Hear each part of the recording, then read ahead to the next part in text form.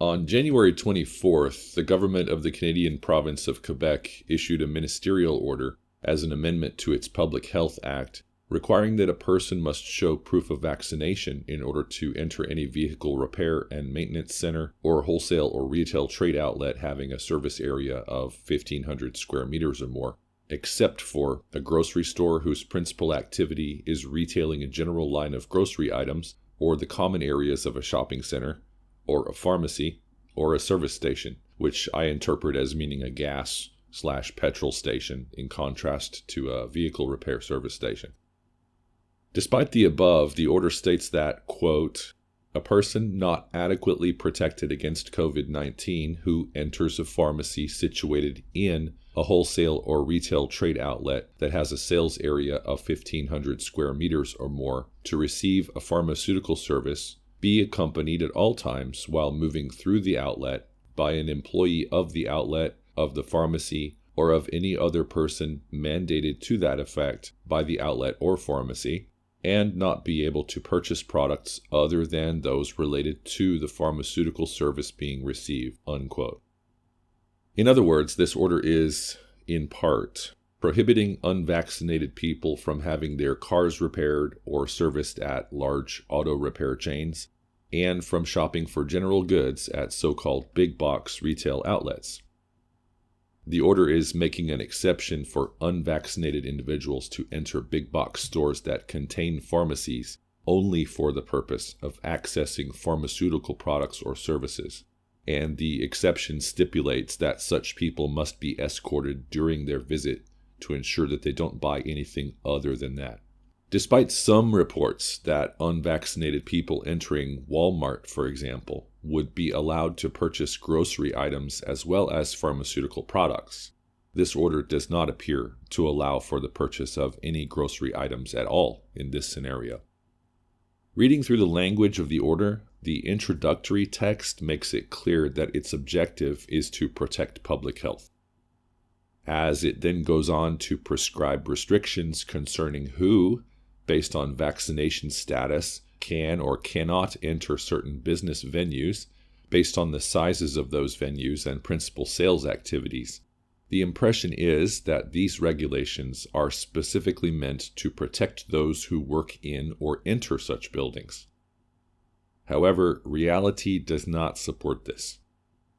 Now, before I go further, I want to point out that I am not advocating any restrictions on people's freedoms. I'm just exploring what steps would seem logical for health authorities to take if they held a particular viewpoint, and whether or not that is the direction they are going. Ideally, if public health officials still believe that the vaccinations prevent viral transmission and infection, then, since the vaccinated should already be immune and require no additional protection, their primary concern should be the protection of the unvaccinated segment of the populace from itself. A logical measure to ease that concern, if one has indeed decided that policing access to businesses is the way forward, would be to dissuade unvaccinated people from going to the sorts of places where large numbers of unvaccinated people would normally go. That is, to prevent the unvaccinated from commingling with one another. Is that what this ministerial order, or any other vaccination passport regulation anywhere, is actually doing? No, obviously it is not. And the mere notion of protecting the unvaxxed from the unvaxxed is so far afield from the hammered-in mainstream line of thinking that it might elicit mocking laughter from nearly anyone, unless they take a moment to actively think about it first. What the order is doing is preventing the unvaccinated from entering buildings where those inside are, per the rules, those who are vaccinated. In spite of what would really make sense, if they actually placed faith in the claims of vaccine efficacy, the establishment's actions make it clear that their efforts are supposed to protect the already vaccinated from the unvaccinated. Even so, they are careful not to put too fine a point on the protect the already vaccinated part, knowing that saying so explicitly would only beg the question of why they would see any need to do that anyway. I will leave you to puzzle over their reasoning on your own. However irrational it may seem in light of the above, there seems to be no other explanation. So let us now proceed with the understanding that the supposed focus of the ministerial order is to protect the vaccinated from the unvaccinated. Nonetheless, the basic aim of public health protection should still apply: to protect as many members of a vulnerable population as possible from a perceived health threat. While keeping in mind that the ministerial order does not prohibit unvaccinated people from entering plain old grocery stores, standalone pharmacies, or gas stations, but does severely restrict their entry into big box retail outlets, consider this. Quebec has over 4,200 grocery stores, but only 24 Best Buy stores. And throughout the whole of Canada, there are only just over 400 Walmarts and 100 Costco stores. So we can easily surmise that the number of such big box retail outlets in Quebec, even if a few more existing brands can be added to the list, is very likely dwarfed by a comparatively massive number of grocery stores in Quebec, at which the unvaccinated will continue to shop unhindered by this order. Consider also how much more regularly most people go to a grocery store than to a big box store. After all, food is a basic human need that we have to replenish continually and frequently, while electronic gadgets and lawn furniture are not. It certainly does not appear that this set of regulations over the shopping environment in Quebec is designed with the aim of protecting the greatest possible number of shoppers in Quebec, does it? When it comes to the decisions made by national leaders, high-ranking military officials, and, as in this case, public health authorities, I don't believe in unintended consequences. Although it is natural for an individual human being to err, people in such positions of power have the benefit of the collective wisdom of so many advisors to help guide their policies that accidents, which affect the lives of millions of people, are not a valid excuse.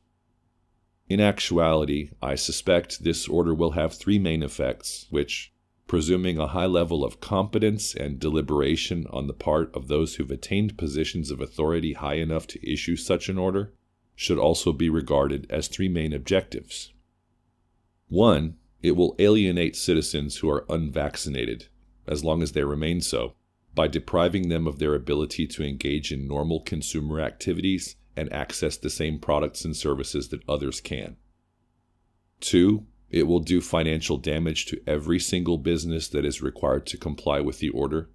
no matter whether that is in terms of added operational costs involved in maintaining compliance, or as a loss in revenue from the percentage of customers who will boycott these companies for the perceived betrayal of complying, or due to stiff penalties they will otherwise pay to the government for non-compliance. These setbacks will result in business location closures, exacerbating a local economic downturn and unemployment, which will, in turn, inevitably put more citizens in positions of dependence upon government assistance for survival. And 3. It will succeed in coercing some vaccine-hesitant people into going ahead and getting the injections. This will be more pronounced among those living in communities where people regularly do their grocery shopping at stores like Walmart, due to the absence of geographically and/or economically viable alternatives, such as in small towns where Walmart has pushed conventional grocery stores out of business through cutthroat pricing that lower-income shoppers have become reliant on. Not surprisingly, according to CBC News, Health Minister Christian Dubé said, quote, "The expanded vaccine mandate is meant to encourage more people to get vaccinated," unquote. Although it may be argued by those who stand behind the vaccines that encouraging more people to get vaccinated is a way of protecting public health, and that this ministerial order is therefore in line with that aim, we can see that this order amounts to nothing more than a set of restrictions meant to coerce consumers into vaccination that is poorly concealed behind the facade of a policy which is worded as though it is meant to protect vaccinated people located in particular types of business buildings from infection.